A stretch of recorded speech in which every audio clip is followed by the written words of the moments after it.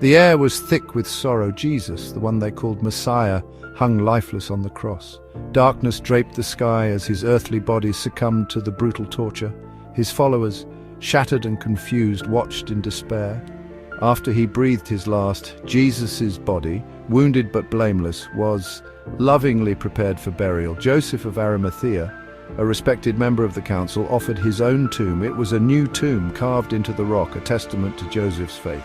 The disciples carefully wrapped Jesus' body in linen cloths, placing him in the coolness of the tomb. A massive stone sealed the entrance, a seemingly impenetrable barrier against all hope. Roman guards stood watch, their presence a grim reminder of the finality of death. The Sabbath passed, a day of mourning and silence. As the first light of Sunday painted the sky, Mary Magdalene, her heart heavy with grief, made her way to the tomb. She yearned to anoint Jesus' body with spices, a final act of love and devotion.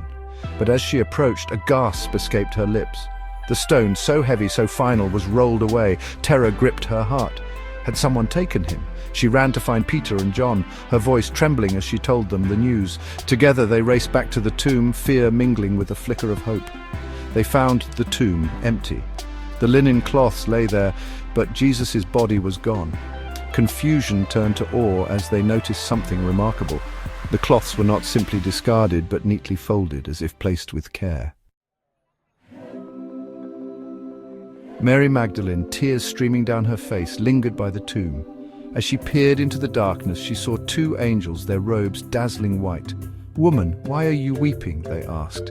"They have taken my Lord away," she cried, "and I don't know where they have put him." Then she turned and saw him. "Mary," Jesus said gently. It was his voice, yet different, filled with a power she had never heard before. Overjoyed, she reached out to him, but he cautioned, "Do not hold on to me, for I have not yet ascended to the Father." He had a mission for her, a message to deliver. "Go, tell my brothers." And so she ran, her heart overflowing, to share the incredible news. "He is risen!" Over the next 40 days, the risen Christ appeared to his disciples, offering proof after proof that he had conquered death. He ate with them, spoke to them, and reassured them. He opened their minds to understand the scriptures, revealing how his death and resurrection fulfilled God's plan for humanity. Then, on a hilltop, he gathered them. One last time, he gave them a powerful commission: go and make disciples of all nations, baptizing them in the name of the Father and of the Son and of the Holy Spirit. With that he began to rise, lifted from the earth until a cloud hid him from their sight.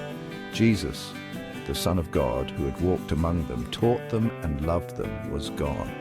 But he didn't leave them as orphans. He promised to send the Holy Spirit, a constant companion and guide.